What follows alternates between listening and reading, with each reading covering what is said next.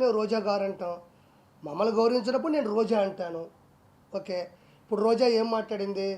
ఆదియో నేనో లేకపోతే ఇంకొకరో పోయి చేస్తున్నాం అనింది. వాళ్ళేదో చిన్న చిన్న ప్రాణాలంట, చిన్న చిన్న ఆర్టిస్టులంట.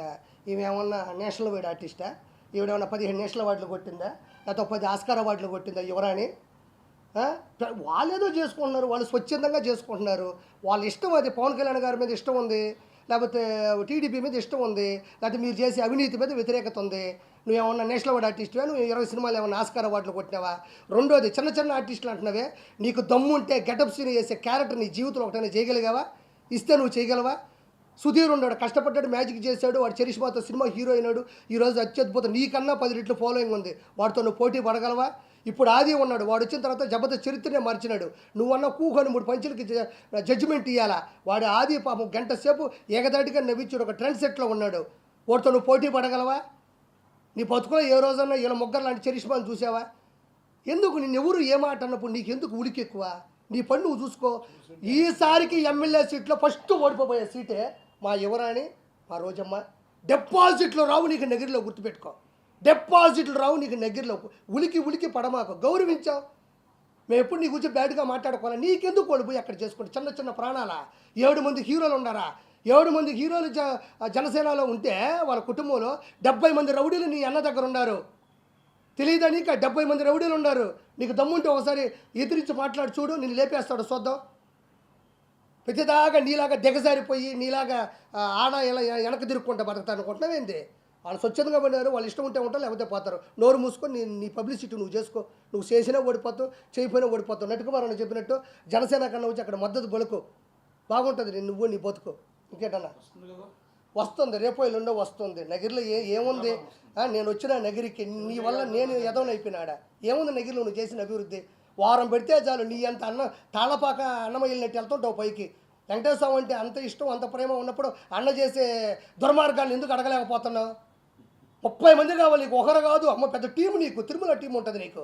వేసుకొని పోతా ఉండాలా తిరుమలకి. అన్నకి సామాన్య భక్తుడు తిరుమలకి వెళ్తే నీ అన్నకి ఇష్టం ఉంటుంది. ఎందుకంటే పాపం వాడి దగ్గర 1 రూపాయి డబ్బులు ఉండవు, వాడు అన్నదానం తింటాడు, హుండీలో డబ్బులు ఏడు పాపం. మీ అన్న 30,000 పెట్టి వెంకటేశ్వర స్వామి దగ్గరకు వచ్చినాడే గొప్పవాడు. ఉండు నీకు జూన్ 4వ తారీఖు మొత్తం అందరి లెక్కలు జాలస్తాము.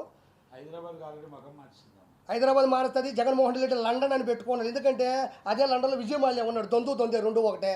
ఆడికి పోతాడు. మా విజయసాయి రెడ్డి ఉన్నాడు, ఏమిరెడ్డి గారి ఇంటర్వ్యూ కూడా బీకలేని విజయసాయి రెడ్డి ఏటు ఏమన్నా. ఏమిరెడ్డి ప్రభాకర్ రెడ్డి గారికి పైన విజయసాయి రెడ్డి దిగినాయంటే మీ అతి చేష్టాలు, మీ ఆకృతి చేష్టాలు అయితే ఏమన్నా చేయగలరా మీరు? ఎవరికి? ఓహో, మనోడు అందుకే మొన్న అంటున్నాడు ఖాళీ చేయండి రూమ్ అంటున్నాడు. అది ఈసారికి కూటమి వస్తుంది, అవతలోడికి ఓటం వస్తుంది. దయచేసి నేను అడిగిన ప్రణాళికల్ని చెయ్యండి. నేను నిష్పక్షపాతంగా స్వచ్ఛందంగా మాట్లాడుతున్నాను. ఈ విషయం ఎవరూ మాట్లాడాల. మన మతాన్ని మనం కాపాడుకుందాం. దయచేసి మన హిందుత్వాన్ని కాపాడుకుందాం.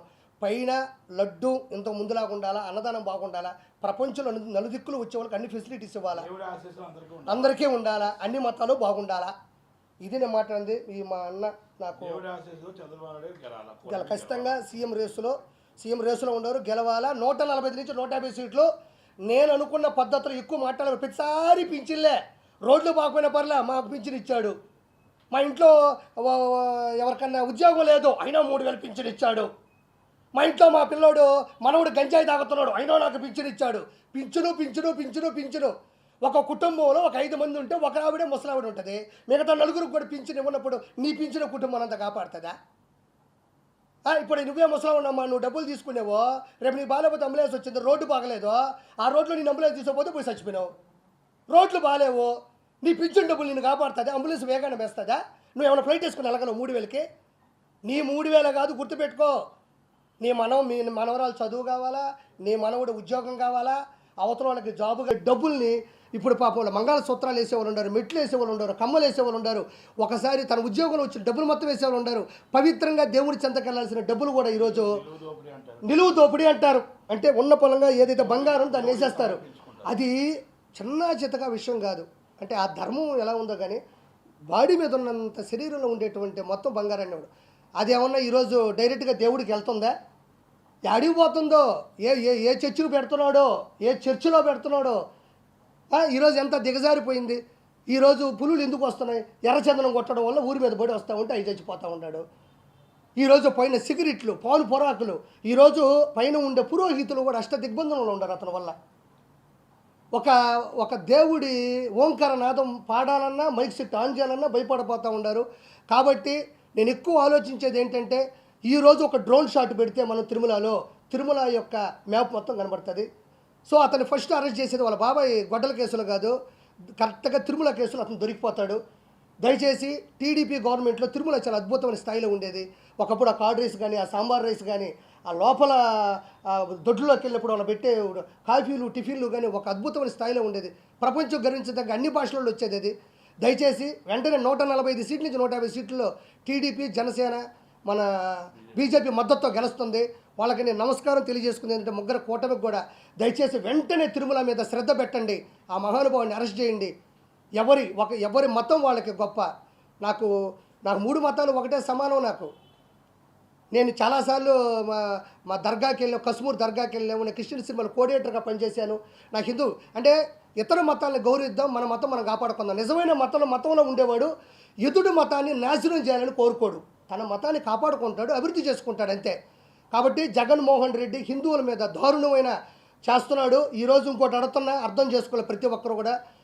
ఈరోజు హిందుత్వం మీద పడ్డాడు, రేపు మీ దైవత్వమైన ముస్లింల మీద పడతాడు, క్రిస్టియనిజం మీద పడతాడు. ఎందుకంటే సొంత బాబాయిని చంపినోడు, సొంత చెల్లిని రోడ్డు మీద వేసినోడు మతాల మీద ఇష్టపడతాడు అనుకున్నావా? ఇష్టపడడు. దయచేసి అతన్ని అవినీతిని తగ్గిద్దాం. దయచేసి టీడీపీ ఈ యొక్క కూటమికి మనం ఓటేసి అతన్ని అంతం చేయాల్సిందిగా మనస్ఫూర్తిగా నేను కోరుకుంటున్నాను. నెక్స్ట్ వచ్చేది ఈ కూటమి ఖచ్చితంగా ప్రతి ఒక్కరూ అక్కడ మారింది, పద్ధతులు మారినాయి. అతను అంతం అందించాలని మనస్ఫూర్తిగా దీన్ని నేను కోరుకుంటున్నాను. ఒక హిందుత్వంలో ఉండి దాన్ని నాశనం చేసినా పర్వాలేదు, మాకు జగన్మోహన్ రెడ్డి కావాలి అంటే హిందుత్వానికి మీకు మించిన అష్ట దరిద్రులు కానీ, మీకన్నా విలనిజం కానీ ఎవరికీ లేదు. ప్రతి ఒక్కరూ గౌరవించాలి. నీ మతాన్ని నేను, నా మతాన్ని ముగ్గురం గౌరవించుకోవాలి. దయచేసి ఈ అంశాన్ని నేను ఎక్కువ జనాలకు తీసుకొద్దామని చెప్పి నేను ప్రెస్ మీట్ పెట్టడం జరిగింది అన్నయ్య సహకారంతో. అందరికీ కూడా thank you so much. Jabardasth సంబంధించిన ఆర్టిస్టులు కూడా తీసుకొస్తున్నారు, వాళ్ళు కూడా ఎంకరేజ్ చేస్తున్నారు. వాళ్ళు ఎంత అండి, వాళ్ళ ప్రాణం ఎంత.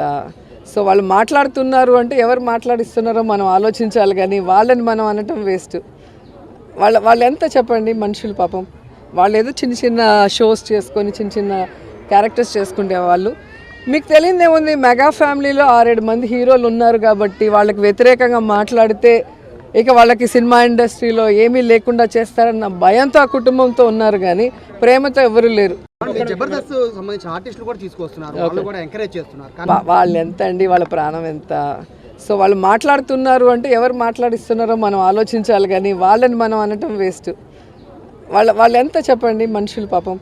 వాళ్ళు ఏదో చిన్న షోస్ చేసుకొని చిన్న క్యారెక్టర్స్ చేసుకుంటే వాళ్ళు. మీకు తెలియదేముంది, మెగా ఫ్యామిలీలో 6-7 మంది హీరోలు ఉన్నారు కాబట్టి వాళ్ళకి వ్యతిరేకంగా మాట్లాడితే ఇక వాళ్ళకి సినిమా ఇండస్ట్రీలో ఏమీ లేకుండా చేస్తారన్న భయంతో ఆ కుటుంబంతో ఉన్నారు, కానీ ప్రేమతో ఎవరు లేరు.